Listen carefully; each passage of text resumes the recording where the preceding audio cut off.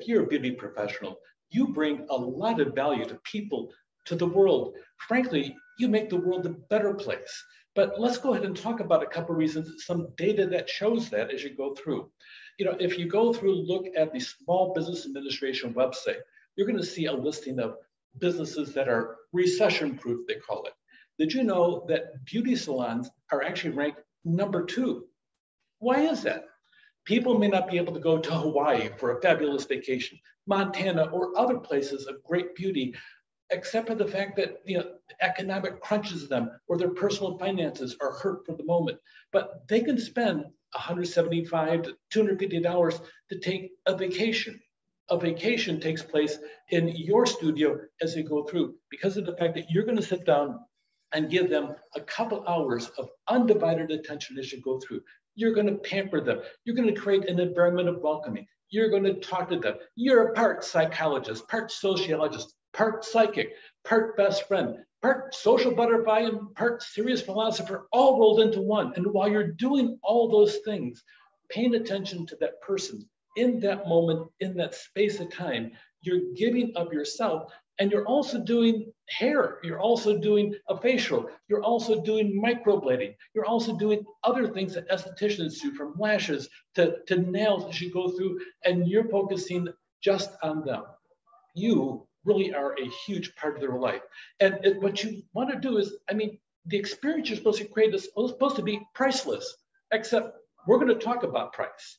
This is David Bouguet from Image Studios San Clemente, and I want to talk to you about your value and how you go about pricing that value when you start setting your prices as you go through. You are an experienced creator. You want to sit down and have beverages. You want to have a clean environment. You want to pay attention to them and give them the best value for the service and the environment, and you want to be charging your worth as you go through.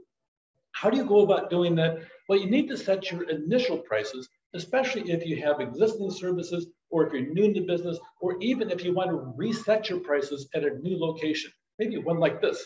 By the time you're all done, you want to survey people of other comparable experience and skills, and then compare your experience with theirs, and also check out their rates. Now, there's a couple ways of doing it. My old practice method is sneaking around, finding out what they're charging and everything else, and pretend I'm a customer. A friend of mine's a jeweler. He told me, he says, David, when I go in and I'm trying to shop rates, if I'm charging the right amount for the product I sell, I just tell them up front, hey, I'm so-and-so. I'm at this jewelry shop over here, and I want to go through and just comparing prices. I got this over here for that, and they have a dialogue. He's actually had the jewelers taken back into their vaults, the secret part of all jewelry stores, to see and compare things. They talk about it. It just depends on your style, either the secret shopper way or open. What are you charging for this? Just ask questions as you go through. Now, add the prices to your work, but how do you go about doing that? Do you make them up?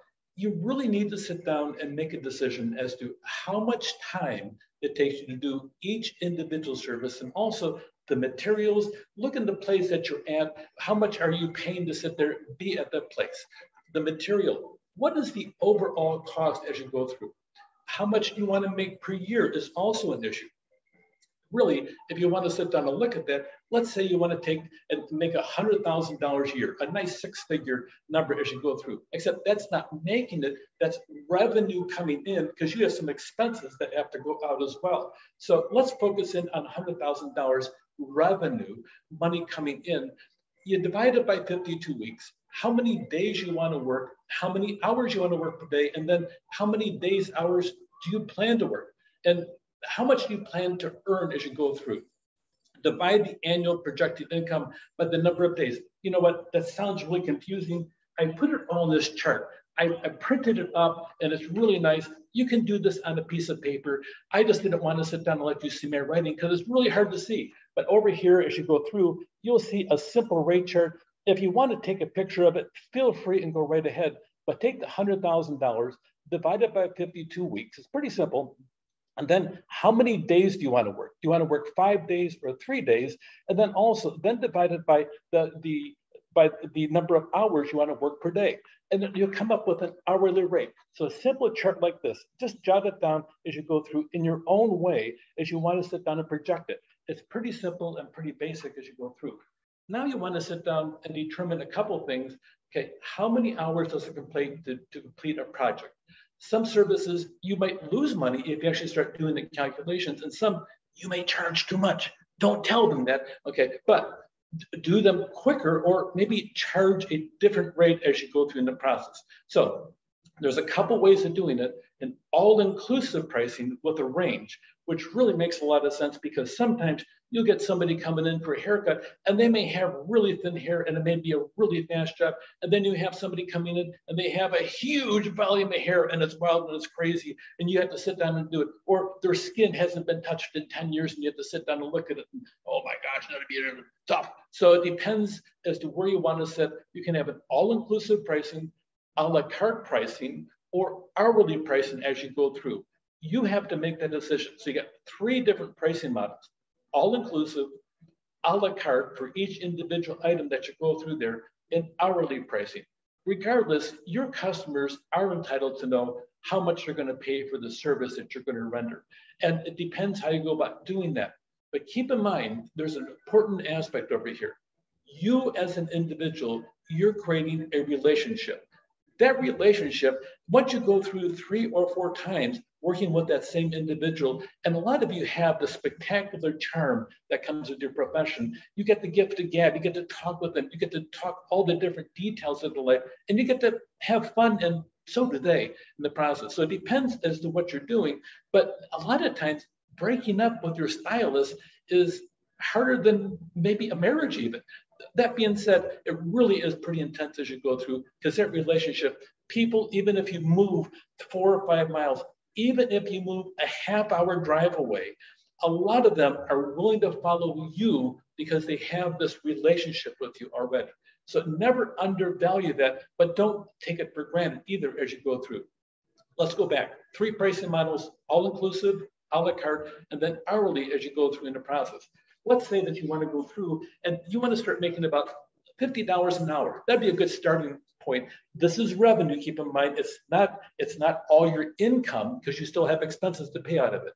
But it's really simple to do. $50 an hour. You break it up into pieces. You want to go through and look on, okay, half an hour is 25, 3/4 of an hour is 37.50 as you go through. So you want to sit down and have all the different parts of it and figure out how much each service is going to cost you. You may want to actually time yourself as you go through and see what the overall impact is. If you're going to spend 4 hours with somebody, that's a long time. So you got to sit down and sing and dance a long time along with your skin care, your nail care, whatever you're going to be doing for lashes, but it's going to cost you different aspects. So take the money that you want to make, let's say $50 an hour to start, and then break it up into small pieces.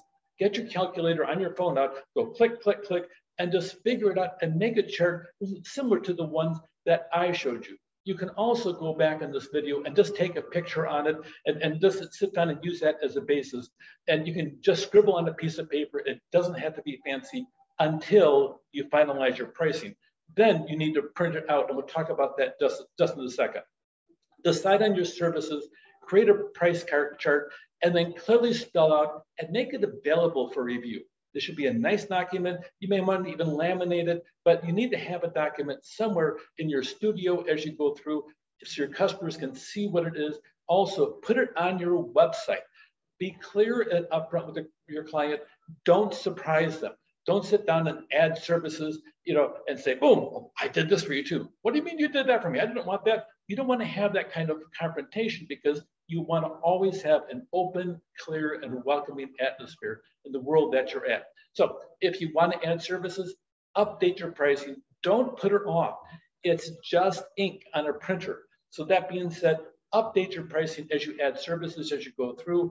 You want to always sit down and be available to think about services. Do you do extensions? I don't know. Can I include these now? Yes, you can.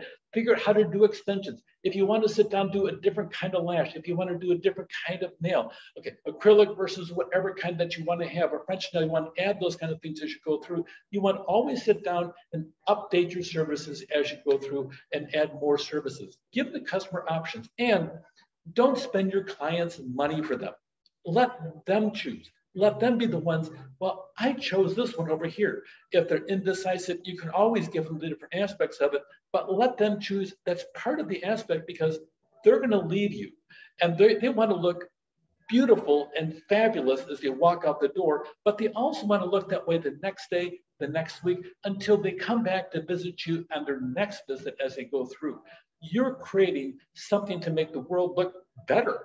There's an awful lot of people out there that could use your services, and they should be the shining example as to why people should come and see you. Set your initial price.